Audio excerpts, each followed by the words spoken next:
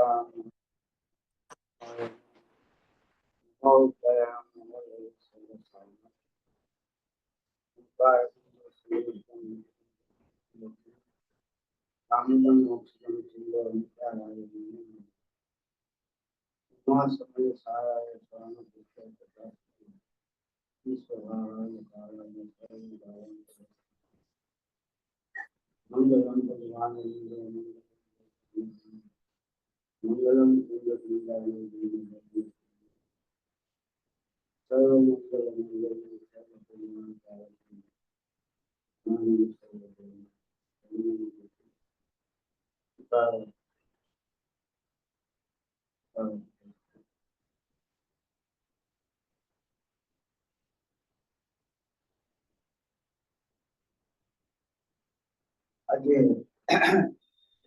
10 લક્ષણ ધર્મનો 7મો દિવસ છે. ઉત્તમ તપ ધર્મનો દિવસ છે. આજે પ્રવચન શાસ્ત્રમાં તપની વ્યાખ્યા આપી છે. 16મી ગાથામાં લગભગ છે, વિસ્તરણ ચૈતન્યનો પ્રતપન ઇતિ તપઃ. તરંગ વગર નિસ્તરંગ ચૈતન્યનું પ્રતપન, દેદીપ્યમાન, પોતાના આત્મ સ્વરૂપમાં લીન થઈ આત્માનું દેદીપ્યમાન, એની ઉગ્રતા, જે ચારિત્ર્યની ઉગ્રતા, એને તપ કહેવામાં આવે છે. એ મુનિરાજને આવા નિશ્ચય ચારિત્ર્ય જેને પ્રગટ થયું છે તેને સાચું તપ હોય છે. એ સિવાય બહારમાં જેને આંતરિક શુદ્ધતા પ્રગતિ છે, ત્રણ કસાયનો અભાવ છે, સકલ ચારિત્ર દશાની જેને પ્રાપ્તિ થઈ છે, તો એવા ભાવની મુનિરાજને બહારમાં 28 પ્રકારના મૂળ ગુણનું પાલન હોય છે. એમાં 12 પ્રકારના તપનું પણ પાલન એમાં હોય છે. અંશમ અવબોધર્ય રસ પ્રતિક્રિયા વૃત્તિ પરિસંખ્યા વિવિધ સંન્યાસન કાયક્લેશ પ્રાયશ્ચિત વિનય વૈયાવત નિષ્કર્ષ સ્વાધ્યાય અને જ્ઞાન. આ 12 પ્રકારના અંતર્બાહ્ય તપ છે, બાહ્ય અંતર તપ. તો એનું સહજપણે પાલન હોય છે. મુનિરાજને જે બહારમાં આચરણ છે, એના ઉપવાસ હોય કે અવમોદર્ય હોય કે વૃત્તિ પરિસંખ્યાન હોય કે જે પ્રકારના તપનું આચરણ હોય એ સહજ રીતે હોય છે. અંતરમાં જે શુદ્ધતા એને પ્રગટ થઈ છે, તો એ શુદ્ધતાની અંદર પોતે જ્યારે ઉપયોગ પોતાના આત્મામાં લીન નથી હોતો, પુરુષાર્થની કમી હોય છે, અને ઉપયોગ જ્યારે બહારમાં આવે તો આવા પ્રકારના શુભ ભાવનું આચરણ એને સહજ રીતે હોય છે. એને એ કરવું પડે એવું નથી હોતું. એ સહજ આચરણ હોય એને વ્યવહારથી તપ કહેવામાં આવે છે. પણ જેને નિશ્ચય ચારિત્ર પ્રગટ થયું નથી અને બહારમાં તપ કરે છે, તો કે એને એ વ્યવહારથી તપ કહેવામાં પણ આવતું નથી. એટલે સમ્યક દર્શન વગર એ સાચું તપ બની શકતું નથી. અંદર આત્માનો અનુભવ ન હોય, ચારિત્ર દશા પ્રગટ ન થઈ હોય અને બહારમાં મુનિ દશા લઈ લે, 6ઠું 7મું ગુણસ્થાન આવી જાય, પછી તો 4થું ગુણસ્થાન પણ પ્રાપ્ત ન થયું હોય, સીધું પહેલામાંથી 6ઠું 7મું આવે, મુનિ દશા આવી જાય, તો એવું બને નહીં. એનો ક્રમ છે, પેલા 4થું આવે, 5મું આવે, પછી 6ઠું 7મું, એ રીતે એમાં આગળ વધતા જાય. સમ્યક દર્શન થયા વગર 4થા ગુણસ્થાન વગર સીધું મુનિ દશા આવે નહીં. એટલે એ તપ ચૈતન્યનું પ્રતપન છે, પોતાના ચારિત્ર્યની ઉગ્રતા છે, એ તપ છે. બાહુબલી ભગવાને જે તપ કર્યું એ તપ છે. 1 વર્ષ સુધી ઉભા એક જ જગ્યાએ ઉભા રહી આત્માની આરાધના કરે તો એ ઉગ્ર તપ એને કહેવામાં આવે છે. અંદરમાં શુદ્ધતા ન હોય, સમ્યક દર્શન ન હોય અને બહારમાં ઉપવાસ કરે, વ્રત તપ કરે, મુનિ દશા લે, સાવક દશા લે, પણ અંદર સમ્યક દર્શન જ નથી તો સહજ રીતનું આચરણ આવે નહીં. આ જ્ઞાનીને મુનિને જે આચરણ છે સહજ રીતે છે ને, પ્રયત્ન કરીને લાવવું નથી પડતું. ઋષભદેવ ભગવાનને 6 મહિનાના ઉપવાસ થયા, પેલા 6 મહિના એને આહાર ન મળ્યો, આહારનો વિકલ્પ ન હતો, એ અંદરમાં પોતાના આત્મામાં જામી ગયા હતા. એને બહારમાં આહારનો વિકલ્પ જ ન આવ્યો. અંદરની આનંદમાં એટલા મસ્ત હતા, એટલા મગ્ન હતા કે એને બહારમાં આહાર માટેનો વિકલ્પ જ ન આવ્યો. એને તપ કહેવામાં આવે છે. બહારમાં ઈ સાચો ઉપવાસ તેને કહેવામાં આવે છે. વિષય, કસાય અને આહાર એ ત્રણેયનો ત્યાગ હોય તો ઉપવાસ બની શકે. સામે તે અજ્ઞાની જીવ હોય એ આહારનો ત્યાગ કરે છે, આખો દિવસ ખાય નહીં કદાચ, પણ ઇન્દ્રિયના વિષયો અને ક્રોધ માન માયા લોભ કસાય એનો ત્યાગ એને બની શકતો નથી. જ્યાં સુધી મિથ્યાત્વ હોય ત્યાં સુધી એનો ત્યાગ એને બની શકે નહીં. સાચો એનો ઉપવાસ કહી શકાતો જ નથી. તપ છે એ જ્ઞાનીને જ હોય છે, અજ્ઞાનીને એ આ પ્રકારના તપ એ હોઈ શકે નહીં. શ્રીમદજીમાં પણ આવે છે, સંયમ ના હેતુથી યોગ પ્રવર્તના સ્વરૂપ લક્ષ્ય નિજ આજ્ઞાયાધીન જો. તે પણ ક્ષણ ક્ષણ ઘટતી જાતી સ્થિતિમાં અંતે થાય નિજ સ્વભાવમાં લીન જો. અપૂર્વ અવસર લો ત્યારે આવશે. સંયમના હેતુથી યોગ પ્રવર્તન એ સાચું તપનું છે. તપ બહારમાં ઉપવાસ કર્યો, બહારમાં એવું શુભ આચરણ કર્યું અને વ્રત તપ થઈ ગયા તો એ સાચા વ્રત તપ હતા. ગમે તેવા ઉપસર્ગ પરિસર વચ્ચે પણ પોતાની આત્માની સાધનામાં લીન રહે છે. ઘોર તપશ્ચર્યામાં પણ મનને તાપ, મનને પ્રસન્નતાવજો. રજગણ કેરી દિવય માલિક દેવની, માનસલે પુતલેક સ્વભાવજો. અપૂર્વ અવસર એવો ત્યારે આ સાચું તપ કહેવામાં આવે છે. અજ્ઞાનીના જે તપ છે તે સમયસારમાં પુણ્ય પાપ અધિકારમાં એને બાળ વ્રત અને બાળ તપ કહેવામાં આવ્યા છે. અજ્ઞાન તપ અને અજ્ઞાન વ્રત, અજ્ઞાની જે વ્રત તપ કરે છે એને અજ્ઞાન વ્રત અને અજ્ઞાન તપ કહેવામાં આવે છે. તો સમયસારના પુણ્ય પાપ અધિકારમાં ગાથા આવે છે. પરમાર્થમાં અનુસ્થિત જે વ્રત ને કરે તપ ને કરે, સગરુય તે તપ બાળ ને વ્રત બાળ સર્વ નો કરે. વ્રત નિયમ નિધારે ભલે તપશીલ ને પણ આચરે, પરમાર્થથી જે બાહ્ય તે નિર્વાણ પ્રાપ્તિ નહીં રહે. પરમાર્થ બાહ્ય જીવો રે જાણે લહે તું મોક્ષ નો, અજ્ઞાનથી તે પુણ્ય ઈચ્છે તે તુજે સંસારનું. તો એ અજ્ઞાનથી પોતે પુણ્ય ઈચ્છે છે અને એના જે તપ છે એ બાળ વ્રત અને બાળ તપ, એટલે કે અજ્ઞાન વ્રત અને અજ્ઞાન તપ કહેવામાં આવે છે.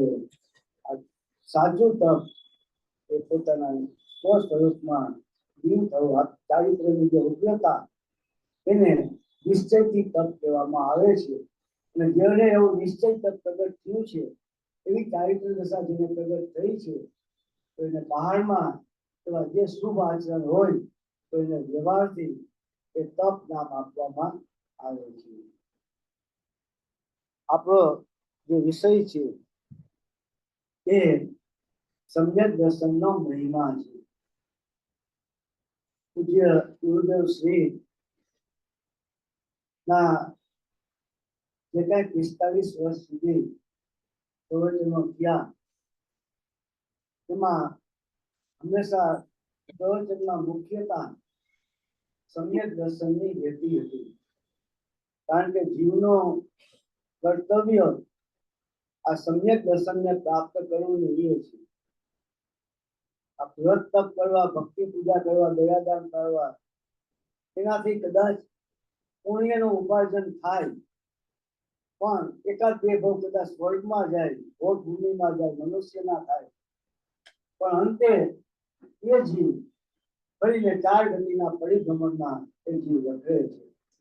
એટલે સમ્યક દર્શનનો અભાવ, સમ્યક દર્શનની પ્રાપ્તિ થાય, વિદ્યાત્વનો અભાવ કરીને સમ્યક દર્શનની પ્રાપ્તિ થાય, એ જ આપણું કર્તવ્ય છે, એ જ આપણું ધ્યેય છે, આપણું લક્ષ્ય છે. અને સમ્યક દર્શન થયું તો આપણું મનુષ્ય જીવન છે એ આપણું સાર્થક છે. એટલે પૂજ્ય ગુરુદેવ શ્રી હંમેશા વિદ્યાત્વનો નાશ કેમ થાય, સમ્યક દર્શનની પ્રાપ્તિ કેમ થાય, એનો જ ઉપદેશ આપ્યો છે. અને એ જ આપણું કર્તવ્ય છે, કારણ કે આપણે એ જ કરવાનું બાકી છે, એ જ નથી કર્યું. કે એક સમ્યક દર્શન, એક ક્ષણ માત્રનું સમ્યક દર્શન થઈ જાય એટલે એ જીવ એનો મોક્ષ નક્કી થઈ ગયો. પછી એ જીવ સંસારમાં એનો સમય લાંબો સમય સંસારમાં રહેતો નથી. કે સમ્યક દર્શન છે એ ધર્મનું મૂળ છે, પાયો છે, એનું મૂળ છે. એટલે એ સમ્યક દર્શનનો જ ઉપદેશ પૂજ્ય ગુરુદેવ શ્રી આપણને આપેલો છે. એ જ આપણું કર્તવ્ય છે. ગુરુદેવના પ્રવચનોમાં જે કાંઈ વિષય ચાલતો હોય, જે કાંઈ અનુયોગનું શાસ્ત્ર હોય, પણ આખો વિષય એ મુખ્યત્વે દ્રવ્ય દ્રષ્ટિના વિષય ઉપર એ ગુરુદેવ વધારે વજન આપતા, એ આખો વિષય ત્યાં સુધી પોતે લઈ જતા હતા. કારણ કે આપણું ધ્યેય, આપણું લક્ષ્ય એ જ છે કે સમ્યક દર્શનને પ્રાપ્ત કરવું, એ આપણું લક્ષ્ય છે. અને એક વખત સમ્યક દર્શન થયું તો જીવનો બેડો પાર થઈ ગયો, આ સંસાર પરિભ્રમણનો અંત આવી ગયો, અને શાશ્વત એ પરમ સુખની પ્રાપ્તિ થઈ ગઈ, અનંત સૌખ્યની પ્રાપ્તિ એને થઈ જાય છે. એ સમ્યક દર્શન જ મહાન છે, એ જ અપૂર્વ છે. જીવે બધું જ કર્યું છે, પણ સમ્યક દર્શન પ્રાપ્ત નથી કર્યું. આપણું કર્તવ્ય આ સમ્યક દર્શન પ્રાપ્ત કરવું, એ આપણું કર્તવ્ય છે.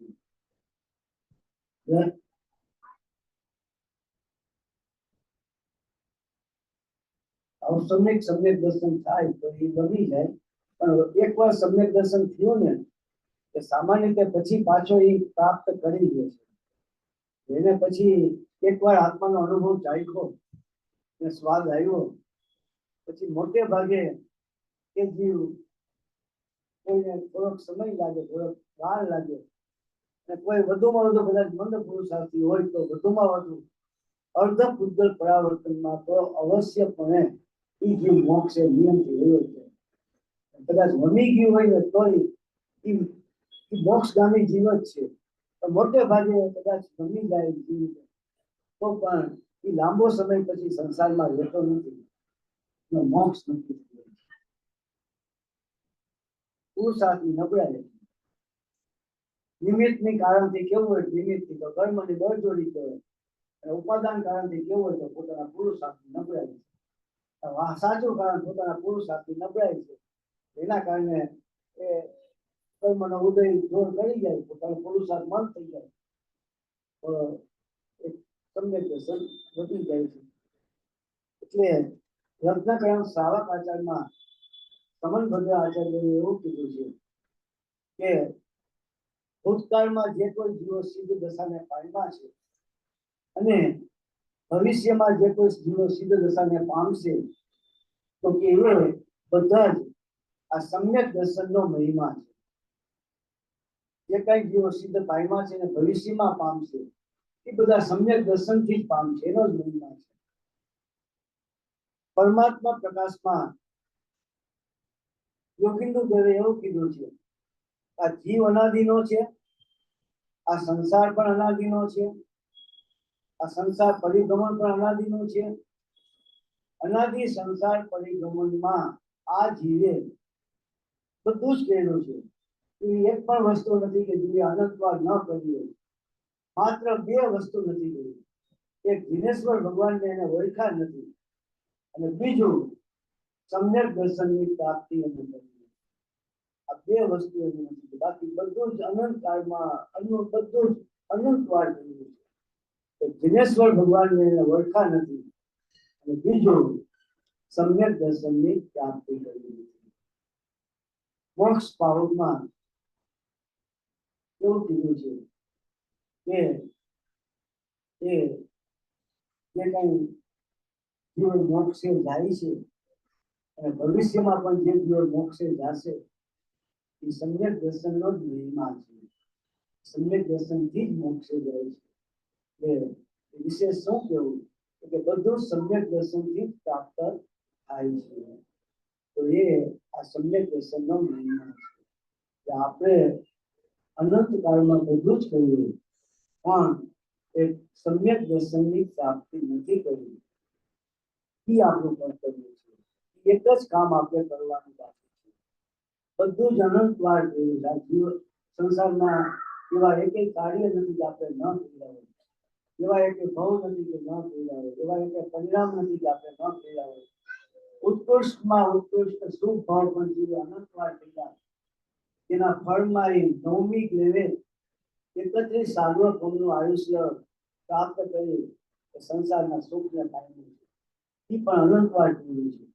અને 7મી નરકમાં અને નિરોધમાં જે પણ અનંત વાર થયું છે, જ્યાં તે ઉત્કૃષ્ટ પ્રકારના તે તીવ્ર પ્રકારના એ પોતે દુઃખને પણ પોતે પામ્યું છે. એટલે આ બધું જ જે અનંત વાર થયું છે, એકમાત્ર સમ્યક દર્શન પ્રાપ્ત નથી થયું.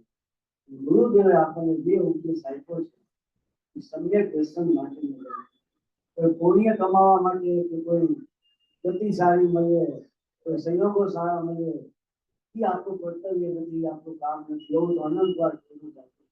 એ નરકના ભાવ કરતા સ્વર્ગના ભાવ અસંખ્ય જણા થયા છે. એટલે એ કોઈ એમાં નવીન વસ્તુ નથી. એ નવીનતા હોય તો એક સમ્યક દર્શનની પ્રાપ્તિ કરવી, એક જ વસ્તુ નવીન છે, એ આપણે કરવાનું છે. એટલે આપણું ધ્યેય, આપણું લક્ષ્ય સમ્યક દર્શનને પ્રાપ્ત કરવું જોઈએ. સમ્યક દર્શનના જે લક્ષણો કહેવામાં આવ્યા છે એમાં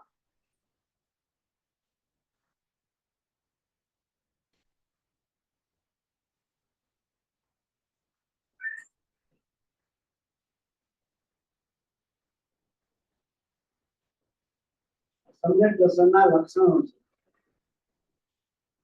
આત્મશ્રદ્ધા,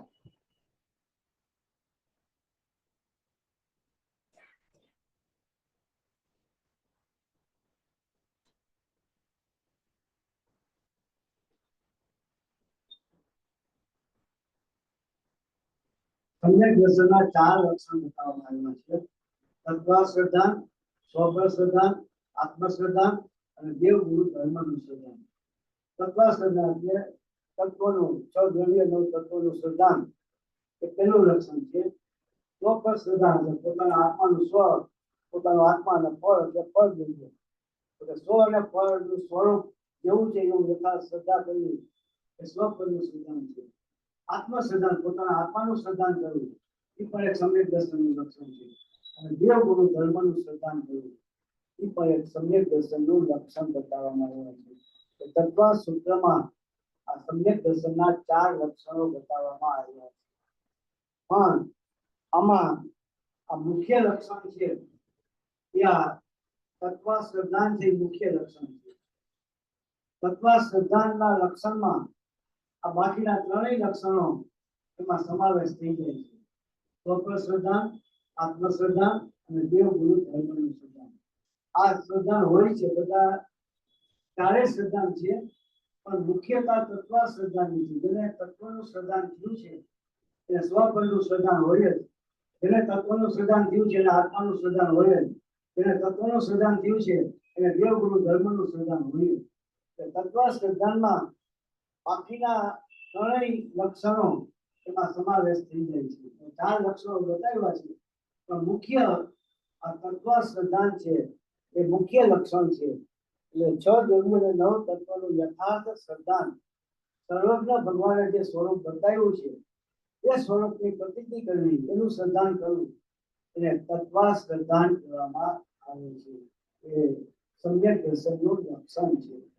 એટલે હંમેશાના ગાથા પણ આવે છે કે જીવ અજીવ આશ્રવ બંધ પુણ્ય પાપ એ નવ તત્વનું જે યથાર્થ શ્રદ્ધાન છે એને એ સમ્યક તત્વ કહેવામાં આવે છે. આત્માના શ્રદ્ધાન પૂર્વક એ નવ તત્વોનું શ્રદ્ધાન હોય છે. એ આ તત્વ શ્રદ્ધાન છ દ્રવ્ય અને નવ તત્વોનું શ્રદ્ધાન યથાર્થ શ્રદ્ધાન હોય તો છ દ્રવ્ય અને નવ તત્વોમાં બધું સમાવેશ થઈ જાય છે. છ દ્રવ્ય અને નવ તત્વો એ મૂળ બાબત છે. દ્રવ્ય ગુણ ઘડીનો સમાવેશ એમાં થઈ જાય છે. ઉત્પાદક દ્રવ્યનો સમાવેશ એમાં થઈ જાય છે. નિશ્ચય વ્યવહારનો સમાવેશ એમાં થઈ જાય છે. ઉપાદાન નિમિત્તનો સમાવેશ એમાં થઈ જાય છે. કર્તા કર્મનો સમાવેશ એમાં થઈ જાય છે. કારણ કાર્યનો સમાવેશ એમાં થઈ જાય છે. જૈન દર્શનના બધા સિદ્ધાંતો અનેકાંત છે. બધા સિદ્ધાંતો છે મોક્ષ માર્ગ છે. તત્વ શ્રદ્ધાનમાં બધો સમાવેશ થઈ જાય છે. છ દ્રવ્ય અને નવ તત્વનું શ્રદ્ધાન થયું એને પોતાના આત્માનું શ્રદ્ધાન થાય અને જેને આત્માનું શ્રદ્ધાન હોય એને પહાડમાં એ છ દ્રવ્ય અને નવ તત્વનું યથાર્થ શ્રદ્ધાન હોય છે. એટલે આ સાચું લક્ષણ એ તત્વ શ્રદ્ધાનું સમ્યક દર્શન. તત્વનું શ્રદ્ધાન છ દ્રવ્ય અને નવ તત્વનું શ્રદ્ધાન એને સમ્યક દર્શન કહે છે.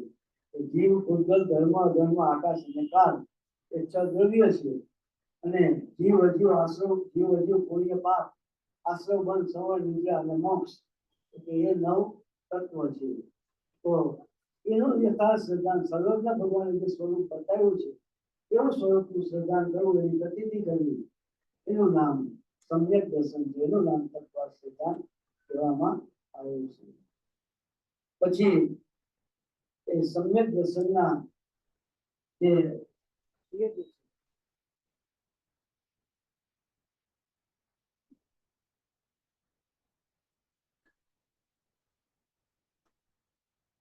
એમાં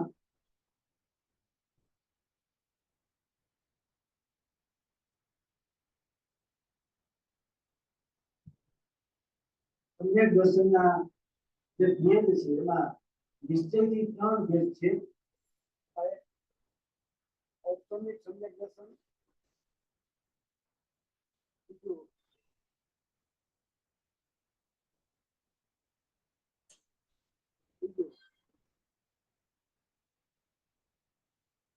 સાહિક સમ્યક દર્શન.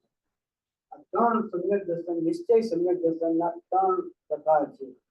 ઔપચારિક સમ્યક દર્શન, પ્રયોગસમિક સમ્યક દર્શન અને સાહિક સમ્યક દર્શન.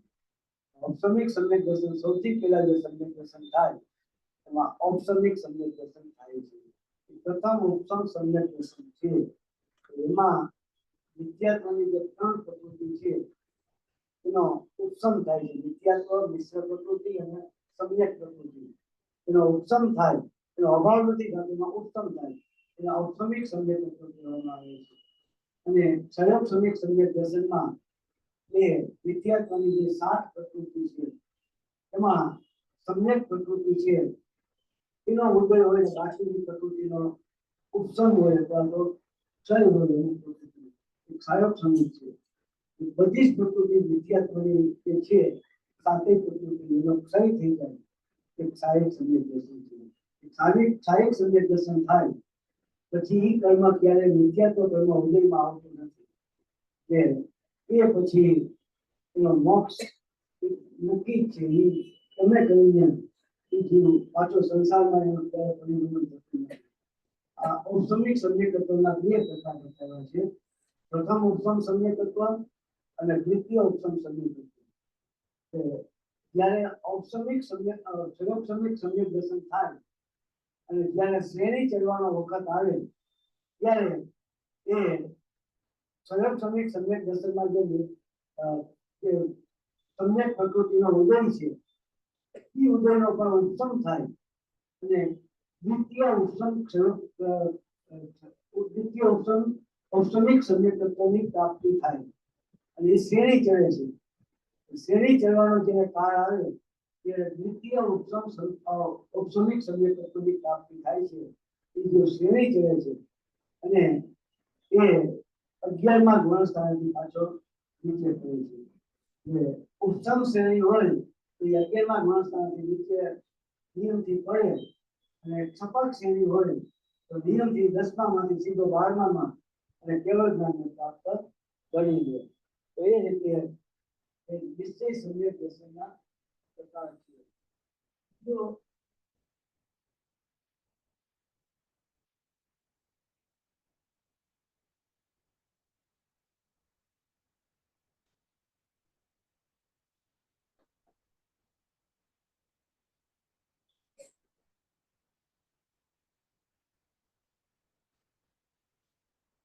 પ્રાપ્તિની અપેક્ષા બીજા બે પ્રકાર છે, નિસર્ગ સમ્યક દર્શન અને અધિગમ દર્શન. તો જે પૂર્વના સંસ્કારથી જે સમ્યક દર્શન થાય તો નિસર્ગ સમ્યક દર્શન છે. આ નારકીના જીવને જે સમ્યક દર્શન થાય છે નિસર્ગ સમ્યક દર્શન છે. તેને પૂર્વના સંસ્કારથી થાય છે. વર્તમાનમાં કોઈ ગુરુનો ઉપદેશ એને પ્રાપ્ત નથી હોતો. પૂર્વના સંસ્કારથી એને બે પ્રકારે સમ્યક દર્શન થાય. નારકીના જીવને જે સમ્યક દર્શન થાય તેમાં મુખ્યત્વે બે પ્રકાર છે. એક તો પૂર્વના જાતિ સ્મરણથી થાય અથવા તો એના વર્તમાનમાં જે દુઃખ છે એ દુઃખના કારણે એને વૈરાગ્યની ઉત્પત્તિ થાય અને એને સમ્યક દર્શન. એ નિસર્ગ એટલે કુદરતી સમ્યક દર્શન છે, પૂર્વના સંસ્કારથી થાય છે. અને વર્તમાનમાં જે ગુરુના ઉપદેશથી જે સમ્યક દર્શન થાય એને અધિગમ સમ્યક દર્શન કહેવામાં આવે છે. સૈનિક રાજાને જે સમ્યક દર્શન થયું તો એ યશોધર મુનિ રાજાને ઉપદેશ આપ્યો સમ્યક દર્શનની પ્રાપ્તિ થઈ. અધિગમ સમ્યક દર્શન. વર્તમાન ભવમાં ગુરુના ઉપદેશથી જે સમ્યક દર્શન થાય એને અધિગમ સમ્યક દર્શન કહેવામાં આવે છે. અને પૂર્વના સંસ્કારથી થાય તે નિસર્ગ સમ્યક દર્શન કહેવામાં આવે છે. આપણે ગુરુદેવ અને માતાજીનું જે સમ્યક દર્શન થયું છે વર્તમાનમાં આ ભવમાં એ નિસર્ગ સમ્યક દર્શન છે. પૂર્વમાં એના સંસ્કાર હતા એ સંસ્કારના બળે અને વર્તમાનમાં એ આ સમ્યક દર્શન પ્રાપ્ત થયું છે. પછી સમ્યક દર્શન વગર નું જ્ઞાન છે એ મિથ્યા જ્ઞાન કહેવામાં આવે છે. સમ્યક દર્શન વગર નું જ્ઞાનને અજ્ઞાન અથવા તો મિથ્યા જ્ઞાન કહેવામાં આવે છે. સમ્યક દર્શન છે એની સાથે જ એ જ્ઞાન મિથ્યા થાય છે. કે જ્યાં સુધી સમ્યક દર્શન મિથ્યા છે ત્યાં સુધી એ જ્ઞાન પણ મિથ્યા કહેવાય છે. જે સમયે સમ્યક દર્શન થાય એ સમયે એ જ્ઞાન છે એ સમ્યક જ્ઞાન નામ પામે છે. એનો સમય ભેદ નથી, એનો કાળ ભેદ નથી. જે સમયે સમ્યક દર્શન થયું એ સમયે એ જ્ઞાન છે એ સમ્યક થઈ જાય છે. જ્ઞાનના ત્રણ દોષ છે, સંશય, વિપર્યય, વ્યવસાય. આ ત્રણ જ્ઞાનના દોષ છે. જ્યાં સુધી મિથ્યાત્વ છે ત્યાં સુધી આ ત્રણ દોષ રહેલા હોય છે. સમ્યક દર્શન થાય એટલે ત્રણ દોષનો અભાવ થાય. તો આ સંશય કોને કહેવાય કે વસ્તુનું સ્વરૂપ આમ છે કે આમ છે એ બાબતે સંશય લેવો એને સંશય કહેવામાં દોષ કહેવામાં આવે છે. સાંજના સમયે આપણે રસ્તા ઉપર જતા હોય, સાંજનો સમય હોય, અંધારું થવા આવ્યું હોય અને દૂરથી આપણે જોઈ તો દોરડું પડ્યું હોય તો આપણને ખબર ન પડે કે આ દોરડું છે કે સાપ છે. આપણને એમ થાય કે આ સાપ લાગે છે, તો એમ થાય કે આ દોરડું લાગે છે. એ નિશ્ચય ન થાય દોરડું છે કે સાપ છે, રસી છે કે સાપ છે એ નક્કી ન થાય. આમ પણ છે આમ પણ છે, એમાં સંશય રહ્યા નહીં. એ સંશય દોષ છે. વિપર્યય એટલે વિપરીતપણે હોવું, વસ્તુનું સ્વરૂપ હોય એના કરતા વિપરીતપણે માનવું. એ દોરડું પડ્યું હોય ને આપણે માની લઈએ સાપ છે, એ વિપર્યય જ્ઞાન છે. જે દોરડું પણ દોરડાને આપણે સાપ માની લઈએ છીએ, આ તો સાપ છે, તો એ વિપર્યય જ્ઞાન છે. અને અધ્યવસાય એટલે કાંઈક છે, શું છે એ ખબર નથી પણ કાંઈક છે એ પ્રકારનો જે સંશય છે એ પ્રકારનો જે છે એ એ આ વિપર્યય છે એમાં 3 પ્રકાર છે.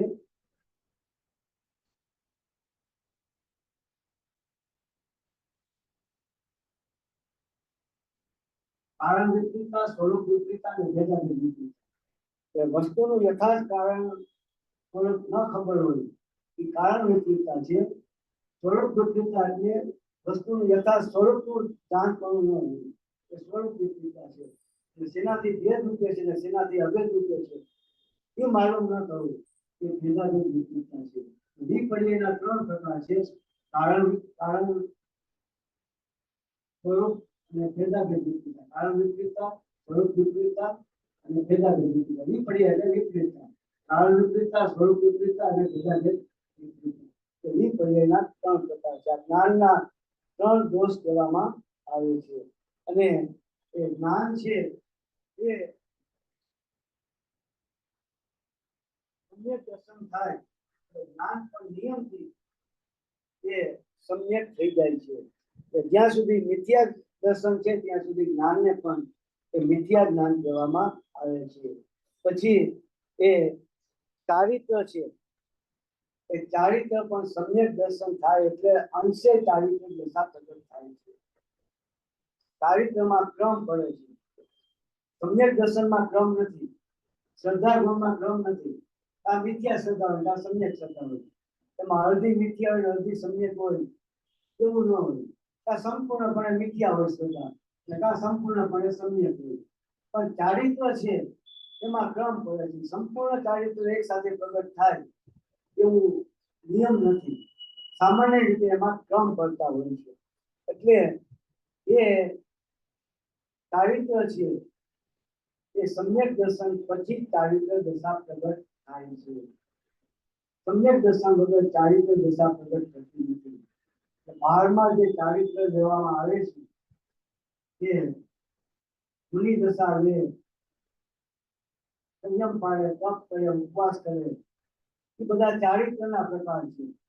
હવે સમ્યક દર્શન થયું ન હોય અને ચારિત્ર પાળવામાં આવે તો સાચું ચારિત્ર કહેવામાં આવતું નથી. આત્માની શુદ્ધતા અનુસાર બહારમાં જે શુભ આચરણ હોય એને વ્યવહારથી ચારિત્ર કહેવામાં આવે છે. પણ સમ્યક દર્શન જ ન હોય અને તમે ચારિત્ર દશા ધારણ કરો તો એ સાચું ચારિત્ર છે નહીં.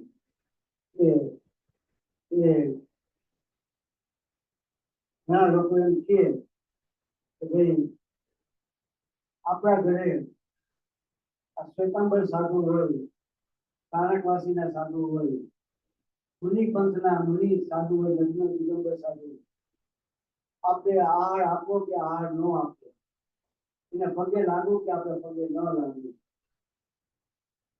તો કદાચ આપણા ઘરે આવે આહાર લેવા માટે, આહાર આપવામાં કોઈ દોષ નથી. પણ ધર્મ બુદ્ધિ એને આહાર આપવાનો નથી. એ સાધુ છે ને હું એને આહાર આપું છું કેવું નથી. કે કોઈ વ્યક્તિ, કોઈ પણ વ્યક્તિ, ગમે તે વ્યક્તિ આપણા ઘરે કોઈ આવે તો આપણી ફરજ છે કે એને આહાર માગે તો આપણે આહાર એને આપવો જોઈએ. પણ એ ધર્મ બુદ્ધિથી નહીં. એ સાધુ છે એટલે હું આહાર આપું છું એ નહીં. એક સામાન્ય વ્યક્તિ તરીકે આપણે આહાર આપી એમાં કોઈ દોષ નથી. બીજું એને ઘરે આવે એટલે આપણે પગે લાગવું જોઈએ કે એવું પણ નથી. દર્શન કરવાની, પગે લાગવાની કોઈ જરૂર નથી. કારણ કે એ સાચા સાધુ છે જ નહીં. તો કે આપણા કરતા તો સારા નહીં, સાચા નથી પણ આપણા કરતા તો સારા. તો ભાઈ બ્રહ્મચર્ય પાળે છે, ઘર બાર છોડી દે છે, એ બોચરી કરીને ખાય છે, ખાવામાં સંયમ છે, ઉઘાડા પગે ચાલે છે, મોટરમાં કે વિમાનમાં કે બેસતા નથી, બધે ચાલીને પગપાળા પ્રવાસ કરે છે, સંયમ પાળે છે, રાત્રિ ભોજનનો ત્યાગ કરે છે, બ્રહ્મચર્ય પાળે છે. ઘણા બધા વસ્ત્ર સફેદ પહેરે છે, બુઠા વસ્ત્ર પહેરે છે, પૈસા કે પડીકા કઈ રાખતા નથી. તો આપણા કરતા તો એની દશા ઘણી સારી કહેવાય નહીં. આપણા કરતા તો સારા કહેવાય નહીં. અહીંયા શાસ્ત્રમાં ના પાડી છે કે આપણા કરતા એ સારા નથી. કોઈ જીવ તત્વનો અભ્યાસ કરતો હોય એને આત્મલક્ષી પુરુષાર્થ ચાલતો હોય તો એના કરતા જીવ વધારે સારો છે. ભલે કાંઈ પણ પ્રકારનું આચરણ ન હોય એના જીવનમાં, પણ તત્વનો અભ્યાસ કરે છે તો એ વસ્ત્ર સહિતના મુનિ કરતા પણ અજ્ઞાની મુનિ કરતા એની દશા ઊંચી દશા છે. એટલે શું કામ? તો એના માટે સૂત્ર પાઉલમાં ગાથા આપેલી છે. જન્મ્યા પ્રમાણે રૂપ તલપ માત્ર કર્મમાં નવક રહે, થોડું ઘણું જો પણ જોઈએ તો પ્રાપ્ત થાય. જન્મ્યા પ્રમાણે રૂપ તલપ માત્ર કર્મમાં નવક રહે. એનું રૂપ જન્મ્યા પ્રમાણેનું રૂપ હોય. જુદી હોય કેવા હોય? તો કે નગ્ન હોય. તર્સ પુરુષ માત્ર પણ એ કાંઈ પણ પરિગ્રહ ગ્રહણ કરતા નથી. અને જો એ પરિગ્રહને ગ્રહણ કરે છે અને પોતાને મુનિ માને છે તો એ જીવ પરંપરા વિરોધમાં ચાલ્યો જાય. આપણને એમ થાય કે આટલો બધો સંયમ પાળે છે, ઉગાડા પગે ચાલે છે, બ્રહ્મચર્ય પાળે છે, ઘર બાર છોડી દે છે, બોચરી કરીને ખાય છે, સાદો આહાર લે છે, તો આટલી બધા સંયમ પાળે છે, આટલો બધો વ્રત તપ કરે છે, તમે એમ કહો છો કે આપણા કરતા સારા, એ તો ઠીક, પણ એ પાછા એમ કીધું કે ભાઈ એવા વસ્ત્ર સહિત મુનિ પણ માનતા હોય તો અજ્ઞાનીઓને પોતાને મુનિ માને તો કે એ જીવ પરંપરા નિરોધમાં ચાલ્યા જાય છે. તો આ શું કામ? આવું કેમ? તો એનું કારણ એ છે કે વસ્ત્ર સહિત મુનિ પણ માનવું અથવા તો સમ્યક દર્શન વગર મુનિ પણ માનવું પોતે મુનિ છે નહીં, મુનિની દશા પ્રાપ્ત નથી થઈ અને પોતે મુનિ માને છે અને બીજા પાસે મનાવે છે તો કે એ જીવ એ પંચ પ્રવેશથી ભગવાનની વિરાધના કરે.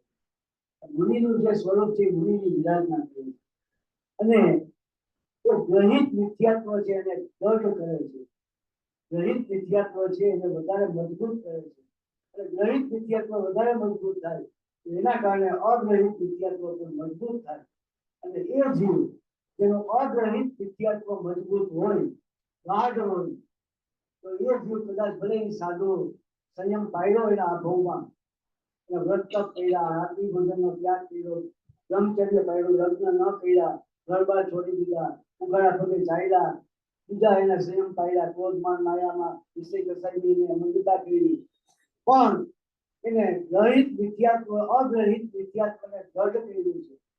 તો આ વર્તમાનના એના સંયમના ફળમાં કદાચ એને એક બે ભાવ કદાચ એને સ્વર્ગના મળશે, એવું નથી ન મળે, એનું ફળ એને મળશે.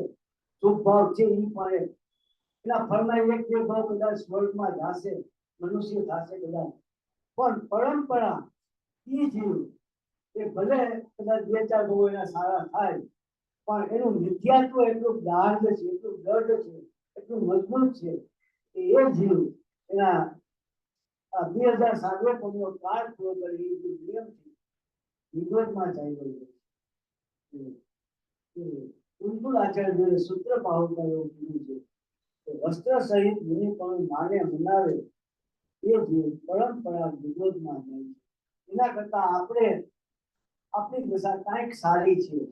ભલે આપણો સંયમ ન હોય, કદાચ આપણામાં એટલા વ્રત તપ ન હોય, પણ તત્વનો આપણે અભ્યાસ કરીએ છીએ, સાચી દિશામાં આપણો પ્રયત્ન છે, ભલે પુરુષાર્થની મંદતા છે, રુચિની મંદતા છે, પણ સાચી દિશામાં આત્મ પ્રાપ્તિનો આપણે પુરુષાર્થ કરીએ છીએ, તત્વનો વિચાર કરીએ છીએ, તો આપણી દશા એના કરતા આપણી દશા સારી છે. શું કામ? કે બગડેલું દૂધ સારું કે ખાટી છાશ સારી? આ બેમાં શું સારું છે? બગડેલું દૂધ સારું કે ખાટી છાશ સારી? તો બગડેલું દૂધ ક્યારે ઉપયોગમાં ન આવે? અગાઉના જમાનામાં ગુમડા ખાતા હોય છોકરાઓને પગમાં, તો એ નોકરી કરીને લોટમાં ખાટી છાશ નાખે, ફેરવીને ગુમડા ઉપર લગાવીને પાંડો બાંધતા નોકરી કરે. તો કે ખાટી છાશ છે એનો નોકરીમાં કદાચ ઉપયોગ થાય, પણ બગડેલું દૂધ છે એ ક્યાંય ઉપયોગમાં ન આવે. એટલે એના કરતા આપણી દશા સારી એવું કહેવામાં આવે છે. એ તત્વનો અભ્યાસ કરે છે, આત્મસન્મુખ જેનો કાંઈક થોડોક પણ પુરુષાર્થ ચાલે છે, તો ભલે એને કદાચ સંયમ ઓછો હોય, પણ એની સાચી દિશામાં આત્મલક્ષી અને વાસ્તવિક વસ્તુના સ્વરૂપનો ખ્યાલ છે, એને દિશા ખબર છે અને એ દિશામાં એ આગળ વધે છે, તો ઓના કરતા આની દશા વધારે સારી કહેવામાં આવી છે. એટલે એ ચારિત્ર છે એ સમ્યક દર્શન પૂર્વક જ સાચું ચારિત્ર હોય છે. પછી સમ્યક દર્શનનો મહિમા બતાવતા જે એમાં આચાર્યએ બતાવ્યું છે, એમાં ધર્મનું મૂળ સમ્યક દર્શન છે. આ ધર્મની શરૂઆત જ સમ્યક દર્શનથી થાય છે. લૌકિકમાં એમ કહે કે ધર્મ કરે તે સુખી થાય, ધર્મ કરો બીજા ધર્મ કરો, વ્રત તપ કરો, યાત્રા કરો, દાન આપો, ભક્તિ પૂજા કરો, ધર્મ કરો, ધર્મથી મોક્ષની પ્રાપ્તિ થશે. ભાઈ ધર્મ કોને કહેવાય? ધ્રુવ ધારયતિ ઇતિ ધર્મ. પોતાના ધ્રુવ સ્વભાવને જેને ધારણ કર્યો છે એનું નામ ધર્મ છે. સમ્યક દર્શન છે ધર્મનું મૂળ છે. જ્યાં સુધી સમ્યક દર્શનની પ્રાપ્તિ થતી નથી ત્યાં સુધી ધર્મની શરૂઆત થતી નથી.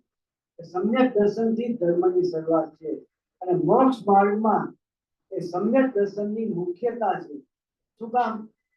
કે નાવ હોય, દરિયામાં નાવ જાતી હોય અને નાવ ચલાવનાર ખેવટીયો હોય, તો એ ખેવટીયો છે નાવને સમુદ્રમાં સામા કાંઠે લઈ જાય છે. એ મહત્વ ખેવટિયાનું છે.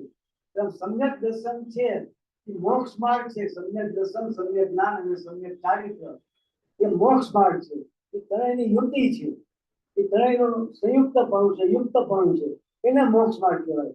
સમ્યક દર્શન, સમ્યક જ્ઞાન અને સમ્યક ચારિત્રની મોક્ષ માર્ગ, એ ત્રણેય થઈ અને મોક્ષ માર્ગ હોય છે. તો એ ત્રણેયમાં મુખ્યતા સમ્યક દર્શનની છે. કારણ કે સમ્યક દર્શન છે એ ખેવટિયા સમાન છે, એટલે એ નાવને ચલાવનાર સમાન છે. એ એક જગ્યાએથી બીજી જગ્યાએ નાવ જે ખેવટીયો લઈ જાય, એ ખેવટિયાની મુખ્યતા છે. એ મોક્ષ માર્ગમાં આ સમ્યક દર્શનની મુખ્યતા કહેવામાં આવી છે. પછી સમ્યક દ્રષ્ટિને જ્ઞાન વૈરાગ્યની શક્તિ હોય છે. આ સાચો જ્ઞાન અને સાચો વૈરાગ્ય માત્ર સમ્યક દ્રષ્ટિને જ હોય છે. આપણને જે વૈરાગ્ય આવે છે એ સ્મશાન વૈરાગ્ય કહેવામાં આવે છે. અમુક સમય પૂરતો હોય પણ લાંબો સમય ટકતો નથી, અત્યારનો વૈરાગ્ય. એનું કારણ શું છે? કે જ્ઞાન વગરનો વૈરાગ્ય. જ્ઞાન અને વૈરાગ્ય એકબીજાને પોષક છે, એકબીજાને સહાયભૂત છે, એક સિક્કાની બે બાજુ છે. જેને સમ્યક જ્ઞાન છે એને સાચો વૈરાગ્ય હોય જ, અને જેને સાચો વૈરાગ્ય છે તો એને સમ્યક જ્ઞાન અવશ્યપણે હોય. સમ્યક જ્ઞાન અને વૈરાગ્ય એ બંને એક સિક્કાની બાજુ છે, જે એક સાથે જ હોય. જેને જ્ઞાન હોય એને વૈરાગ્ય હોય, વૈરાગ્ય હોય એને જ્ઞાન હોય. તો એ જ્ઞાની ધર્માત્મા જે સમ્યક દ્રષ્ટિ છે, જ્ઞાની છે, તો એને સમ્યક જ્ઞાન પણ છે અને સાચો વૈરાગ્ય પણ એને જ હોય છે. આપણને જે વૈરાગ્ય આવે છે એ વૈરાગ્ય આ દુઃખ ગર્ભિત હોય, આ મોહ ગર્ભિત હોય, એવા કોઈ કારણસર આપણને વૈરાગ્ય આવે છે અને એ વૈરાગ્ય પાછો અમુક સમય થાય એટલે વૈરાગ્ય ચાલ્યો જાય. એટલે આપણને જે વૈરાગ્ય આવે છે સાચું વૈરાગ્ય હોતો નથી. એ રૂંધાયેલો કસાય છે. માતાજી એવું કીધું છે વચનામૃતમાં, કે રૂંધાયેલો કસાય છે, દબાયેલો કસાય છે. થોડોક સમય વૈરાગ્ય આવે પણ પછી વળી પાછો એ બહારમાં આવે છે.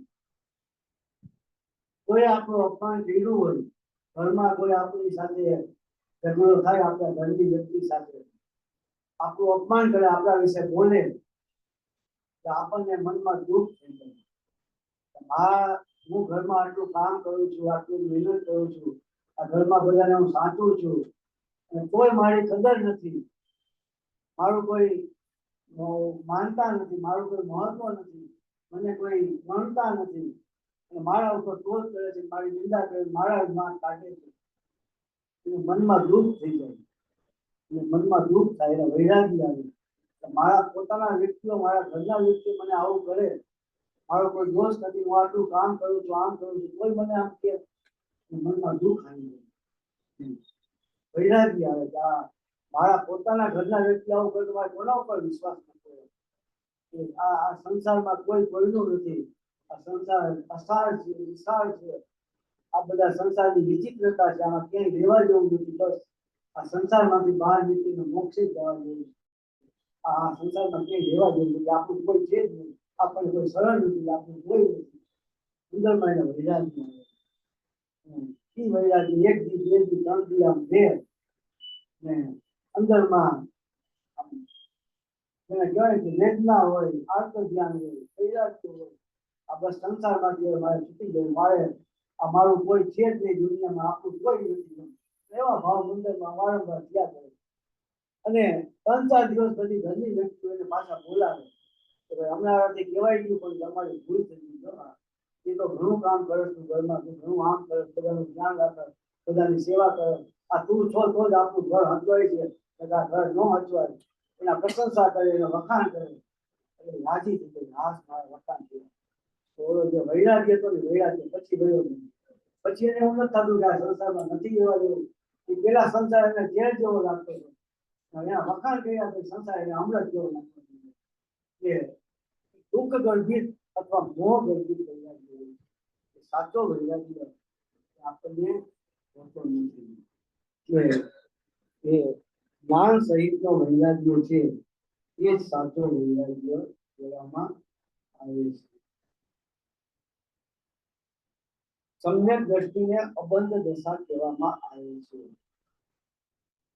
અને અતિન્દ્રિય સુખની પ્રાપ્તિ થાય છે પણ સમ્યક દ્રષ્ટિને થાય છે.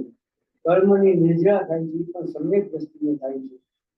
સાત ભયોનો અભાવ છે પણ સમ્યક દ્રષ્ટિને થાય છે. બીજા 4-5 મુદ્દાઓ છે હજી આપણે જેવા એટલા રહીએ છીએ. તો કહેવાનું તાત્પર્ય એ છે કે આ સમ્યક દર્શન છે ને એ જ આપણું મુખ્ય ધ્યેય છે, આપણું લક્ષ્ય છે. એ જ આપણા જીવનનું કર્તવ્ય છે. સમ્યક દર્શન ન કર્યું અને બાકીનું બધું જ કર્યું આપણે તો આપણે કાંઈ કર્યું નથી. પરખ્યા માણેક મોતિયા, પરખ્યા હેમ કપૂર, એકનો પરખ્યો આત્મા ક્યાં રહ્યો કોઈ ગામમાં ઝવેરી હતો, મોટો ઝવેરી, વૃદ્ધ ઝવેરી, ઉંમરલાયક. આખી જિંદગી એને હીરા પરખવામાં પોતાની બુદ્ધિ લગાવી અને એટલો બધો હોશિયાર કે આ હીરો મૂકવાની ઓળખી જાય આ હીરો સાચો છે કે ખોટો છે, એ કયા પ્રકારનો નીલમ છે કે વૈદુર્ય મણી છે કે આ રત્ન છે કે આ છે કે તે છે, એની જાત એ કહી દે અને એની કિંમત કહી દે કે આ હીરાની કિંમત આમ આગળથી જોઈને કહી દે કે આ સાચો હીરો છે, આની કિંમત આટલી છે. ઝવેરી મોટો અને હીરા પારખવામાં કુશળ માણસ એમ એના જેવો કોઈ દુનિયામાં એવો માણસ નહીં કે આવો હીરા પારખું માણસ આવો ઝવેરી કોઈ હોય. રાજાએ વિચાર કર્યો કે આવા ઝવેરીનો આપણે સન્માન કરવું જોઈએ. આવો હીરો પારખનાર માણસ છે એનું આપણે સન્માન કરવું જોઈએ.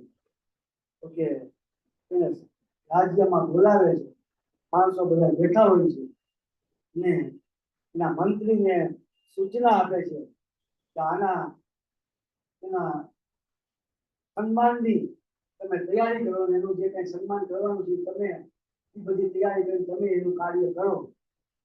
એટલે એના જે મંત્રી હતા એ બહુ વિચક્ષણ હતા, બુદ્ધિશાળી હતા.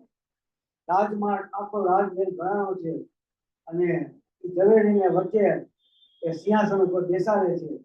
બધા એની વાહ પુકારે છે, ઓહો આ ઝવેરી હીરા પારખાય, અત્યાર સુધીમાં હજારો ને લાખો હીરા એને પારખી દીધા, આના જેવા ઝવેરી કોઈ ન થાય.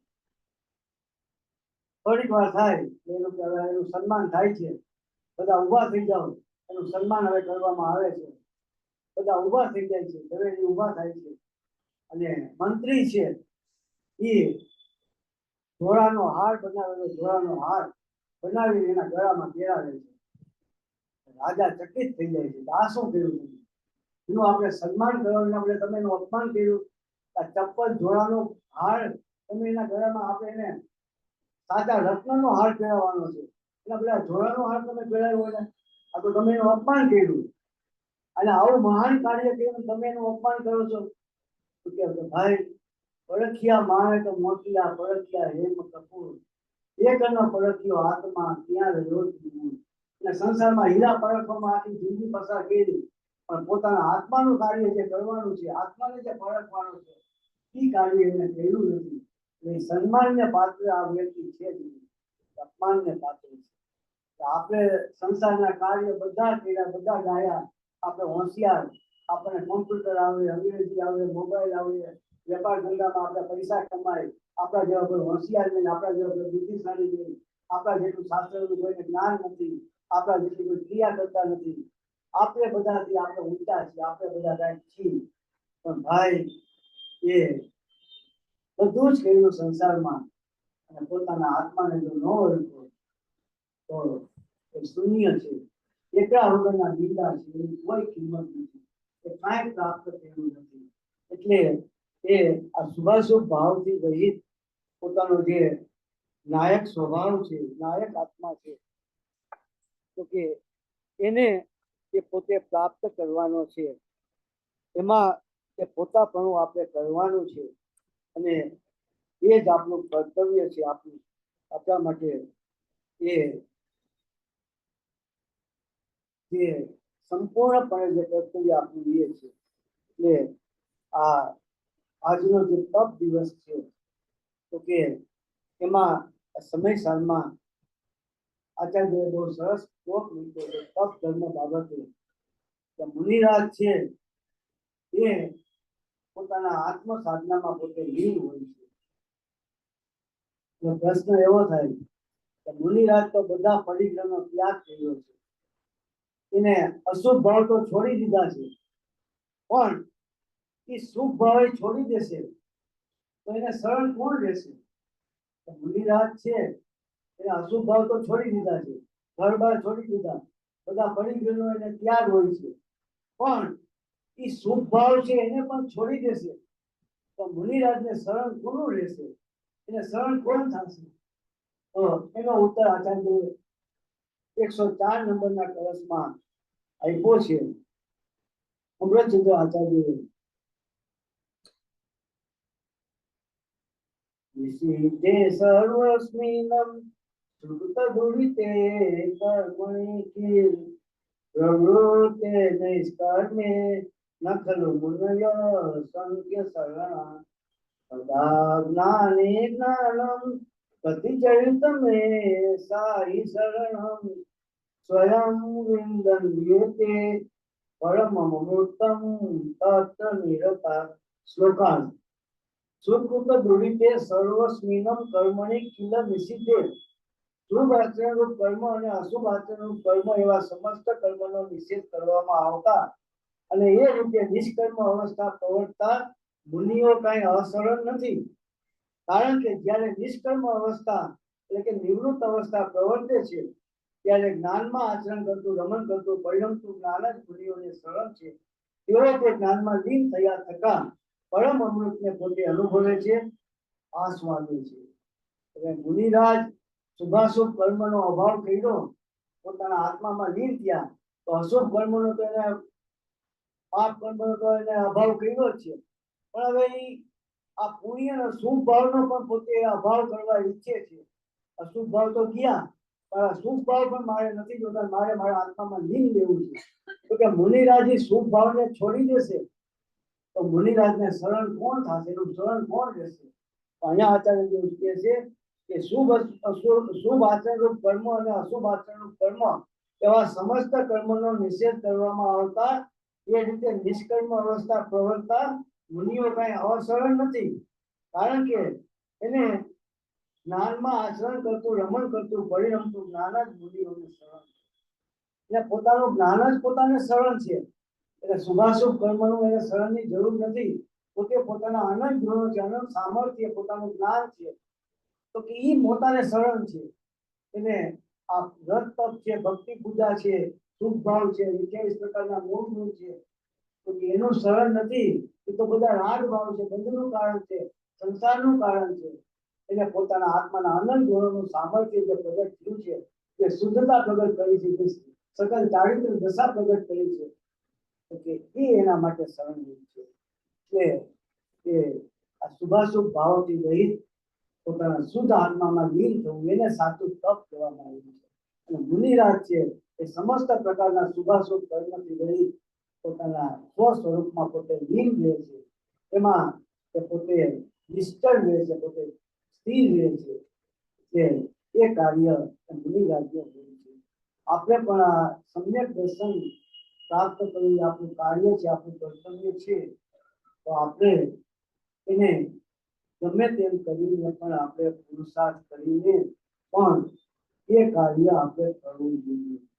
આત્માનું શાસનમાં શ્લોક આવે છે, એમાં આચાર્યદેવે આશ્ચર્ય વ્યક્ત કર્યું છે કે એમાં એવું કીધું છે કે સામાન્ય રીતે એવું હોય કે જેની સાથેનો લાંબો પરિચય હોય એના પ્રત્યે તમને કુદરતી રીતે અહોભાવ ઓછો થઈ જાય છે.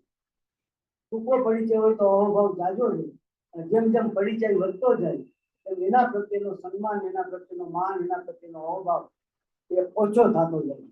આપણા ઘરે કોઈ મહેમાન આવે 8 દિવસ માટે રોકાવા, પહેલે દિવસે આવે એટલે આપણે બહુ બહુમાન કરીએ, આવો આવો આવો, એના માટે રસોઈ બનાવે, 2-3 જાતના મીઠાઈ બનાવે, ખૂબ આપણે આદર સત્કાર કરીએ.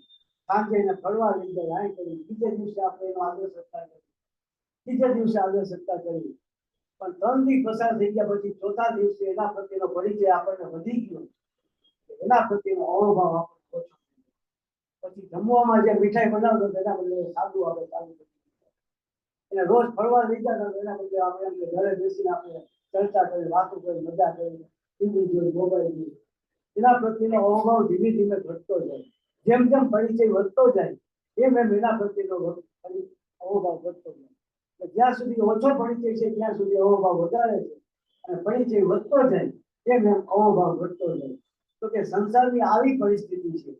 પણ આચાર્યદેવ ગુણભદ્ર આચાર્યદેવ એમ કહે છે કે આ જીવનું કંઈક એવી વિચિત્રતા છે કે સામાન્ય રીતે આવું હોય છે કે જેનો પરિચય ઓછો હોય એના પ્રત્યે અહોભાવ જાજો થાય, અને પરિચય વધતો જાય એમ એના પ્રત્યેનું માન, સન્માન, અહોભાવ ઘટતો જાય છે, એના પ્રત્યેનો આદર ઘટતો જાય છે. પણ આ જીવની વિચિત્રતા કેવી છે કે અનાદિ વિદ્યાત્વ રાગ દ્વેષ કે જે એની સાથે અનાદિકાળથી છે, એની સાથે એના અહોભાવ, અતિશય અહોભાવ છે, અનાદિકાળથી છે. અને જે સમ્યક દર્શન જેનો ક્યારે પરિચય નથી, એનો ક્યારે એને મુલાકાત કરી નથી, એનો પરિચય કર્યો નથી, તો એના પ્રત્યે સહજ રીતે એના પ્રત્યે અનાદર વધે છે. કે આ જીવ સંસારના જે પદ્ધતિ છે એનાથી વિરુદ્ધ પ્રકારે પ્રવર્તે છે. ખરેખર એને સમ્યક દર્શન પ્રત્યે અહોભાવ હોવો જોઈએ. મિથ્યાત્વ તો અનાદિકાળથી એનો પરિચય છે, તો એના પ્રત્યે અનાદર હોવો જોઈએ. એના પ્રત્યે રાગના ભાવ પ્રત્યે, મિથ્યાત્વ પ્રત્યે એને આદર ભાવ પ્રવર્તે છે, અને સમ્યક દર્શન પ્રત્યે એને અનાદર પ્રવર્તે છે. લૌકિકની જે પદ્ધતિ છે એનાથી પણ તો આ વિરુદ્ધ પ્રકારનું પ્રવર્તન કરે છે, એ જોઈને મને આશ્ચર્ય થાય છે. એમ આચાર્ય ગુણભદ્ર આચાર્ય કહે છે. એટલે આ સમ્યક દર્શન એ મુખ્ય વસ્તુ છે. જે 3 મુદ્દાઓ આપણે લઈ જાય છે પછી આપણે પાછળ બેસી આપણે પરમ કૃપાળુ મહાન ગુરુ ધન્યવાદ પ્રસંગોથી ભગવતી મહાત્મનો પરમ વિદ્યાર્થીનો આની મહાત્મનો દસ લક્ષણ ધર્મનો પરમ વિદ્યાર્થી દિગંબર જૈન ધર્મનો